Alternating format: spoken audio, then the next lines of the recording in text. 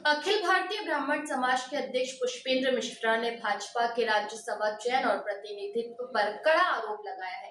मिश्रा ने कहा कि भाजपा ने ब्राह्मण समाज को दशकों से राजनीतिक हाशिए पर धकेला है, जबकि समाज ने जनसंघ से लेकर भाजपा के विस्तार में महत्वपूर्ण भूमिका निभाई है।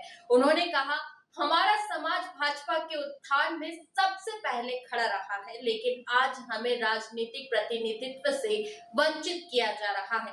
मिश्रा ने सवाल किया कि आखिर मध्य प्रदेश भाजपा में ऐसा क्या अपराध हुआ कि पिछले दशक से ब्राह्मण समाज को राज्यसभा से प्रतिनिधित्व नहीं मिल रहा है। उन्होंने पूर्व नेता अटल बिहारी वाजपेयी, लक्ष्मी नारायण शर्मा, रघुनंदन शर्मा जैसे नेताओं का उदाहरण देते हुए कहा कि समाज को जब राजनीतिक महत्व नहीं दिया जा रहा है।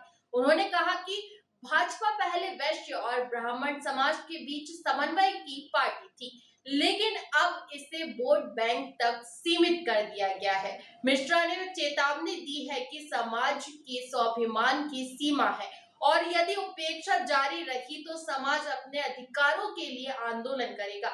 अखिल भारतीय ब्राह्मण समाज ने भाजपा नेतृत्व से स्पष्ट प्रतिक्रिया और ठोस कदम की मांग की है।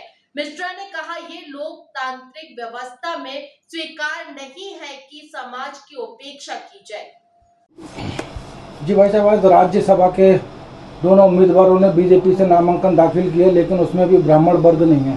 निश्चित तौर पर मैं तो आश्चर्यचकित हूँ और अखिल भारतीय ब्राह्मण समाज भारतीय जनता पार्टी के शीर्षस्थ नेतृत्व को यह जताना चाह रहा है कि ऐसा क्या हुआ जहां अटल बिहारी वाजपेयी जी, लक्ष्मी नारायण शर्मा जी, प्रभात झा जी, शिव प्रकाश चंद्रपुरिया जी ऐसे नेताओं को जिन्होंने अपने कंधे पर रख करके और भारतीय जनता पार्टी को खड़ा करने का काम किया, उन्होंने अपनी आप को पूरी तरीके से समर्पित करके भारतीय जनता पार्टी को उन्होंने अपने पसीने से सींचा और वही एक दशक से लगातार भारतीय जनता पार्टी का जो है ब्राह्मणों को दरकिनार कर रही है। ऐसा क्या है? ये तो आश्चर्यचकित करने वाला विषय है और मैं प्रदेश अध्यक्ष होने के नाते मैं भारतीय जनता पार्टी के शीर्षस्थ नेतृत्व को चेताना चाह रहा हूं कि ऐसा चलेगा नहीं। भारतीय जनता पार्टी में ऐसे अनुभवी डॉक्टर नरोत्तम मिश्रा जी, अनूप मिश्रा जी, सुरेश पचौरी जी, ऐसे अनुभवी नेताओं को आप दरकिनार कर रहे हो। सोचने का है ये अप्रासंगिक है। ये राजनीति में इस तरह का दोहरा चरित्र नहीं चलेगा। भारतीय जनता पार्टी ने ब्राह्मणों को दरकिनार करा। आप देखिए, भारतीय जनता पार्टी जब कांग्रेस की सरकार गिरी तो किसने महती भूमिका का निर्वहन किया? डॉक्टर नरोत्तम मिश्रा जी ने पूरी ताकत लगाई, लेकिन हुआ क्या, मिला क्या उसका प्रतिफल?